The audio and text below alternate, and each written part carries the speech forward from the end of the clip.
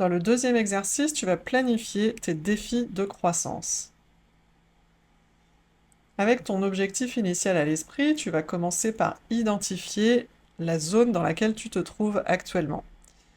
en étant le plus honnête possible avec toi-même. Est-ce que tu te situes plutôt au niveau de ta zone de confort et tu ne prends aucun risque pour ne pas te mettre en difficulté? Peut-être justement tu ne rencontres pratiquement plus de stress par rapport à certaines situations parce que tu te mets dans une zone de confort pour éviter de souffrir peut-être?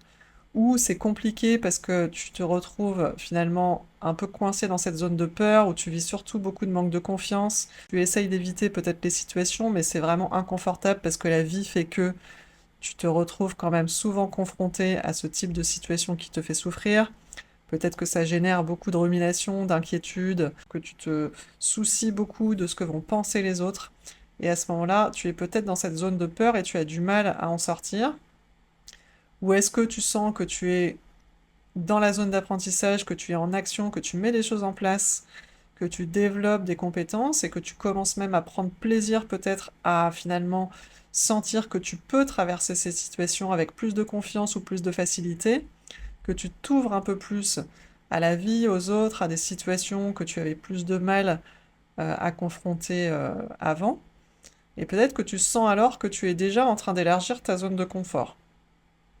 Et est-ce que peut-être à un moment, dans certains aspects de ta vie, tu sens déjà que tu es dans ta zone de croissance, que tu trouves beaucoup plus de sens aux difficultés, que cela devient facile, que tu génères de nouvelles opportunités sans peur et que tu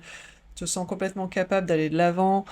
de générer de nouveaux objectifs et de faire ce qui est nécessaire pour les mettre en action, sans aucune limite, sans aucune résistance, et finalement d'avoir accès à tes rêves et vivre la vie que tu souhaites vivre dans ton plein potentiel, avec ton plein épanouissement. Donc tu peux déjà te situer par rapport à ces 4 phases avec le plus d'honnêteté possible, sans jugement, simplement pour faire ce constat de départ.